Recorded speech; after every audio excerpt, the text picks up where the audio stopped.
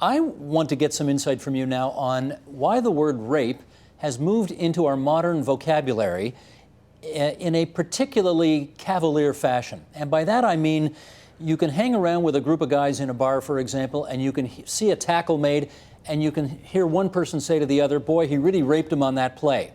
Or even more ludicrously, I've heard the word rape used in reference to devouring a hamburger particularly aggressively, where somebody will say, boy, you know, he really raped that hamburger. How is this happening now?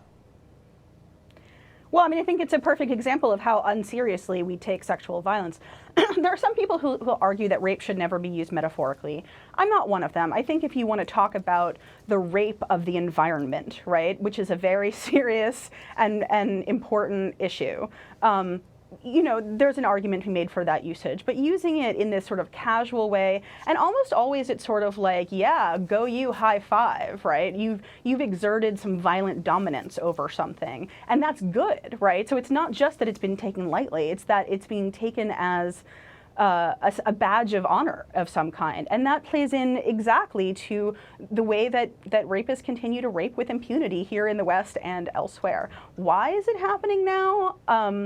I don't know. I wish I could answer that question, but I do see the same phenomenon happening. And what it does is it encourages several things, right? So it encourages rapists to keep on raping. We know that about approximately 1 in 20 guys is a rapist. So most of the raping is done by a small percentage of guys. Most men are not rapists, and I want to be super clear about that.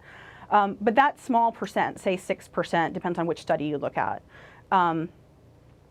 They're in your friend group, they're in your casual group, they're on Facebook, right? And when they hear those jokes, we know that they think all men are rapists, right? The rapists think everyone does it. And when you normalize it like that, you're giving them permission.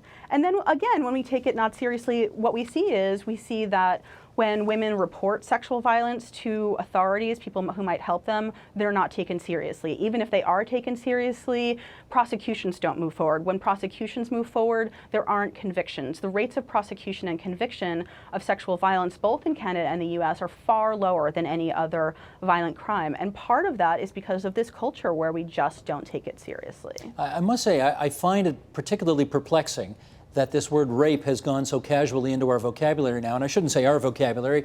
Where I tend to hear it is among teenagers or those in their early 20s. And those would be children, if I can put it that way, who were raised by women who of course, were doing their mothering during a time where gender equality was really on the front burner of much of society. And I wonder where they got the idea that it was somehow okay, having presumably grown up in homes with strong mothers, where it was okay to use that word that way.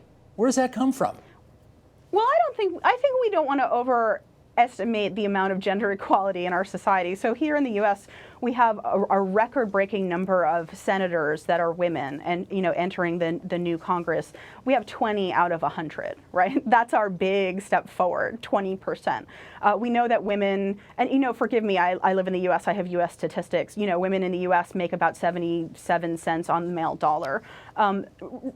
Reports of gender equality are rather over-exaggerated. So I think that they get it from the culture at large, which really still does not value women as equal human beings who have bodily autonomy. Support Ontario's public television. Donate at tvo.org.